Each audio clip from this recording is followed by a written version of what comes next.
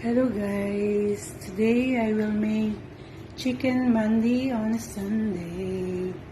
So ito na guys, rice. Ginisa ko yung yung mga ingredients, tapos nilagay ko yung rice. Yan guys. So i-oven ko ito guys with chicken. So ganyan lang siya, yung tubig niya is lang siya ng maanuhan lang siya ng yan, nabubulong na ako. Yan guys, ganyan lang siya. So yan, start ko na siyang so yan guys, sinakpan ko siya ng aluminum foil. Yan, tapos binutas-butasan ko yung aluminum foil. So ayan na guys, nilagay ko na yung chicken sa ibabaw ng aluminum foil, and then tatakpan ko ulit siya ng aluminum foil. Yan. Minarinate ko po yung chicken. So, ayan na guys. Tinakpan ko ulit siya. So, ayan na siya guys.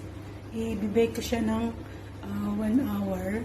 And then, so, ito na guys yung aking chicken.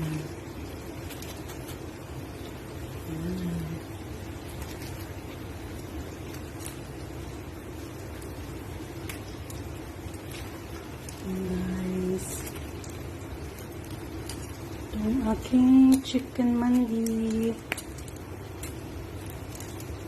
mandi on a Sunday. I used to cook every Monday this guys because it's mandi, so I call it mandi on a Monday. So, ayan na guys. Pwede na. So, heto na guys. Ito na.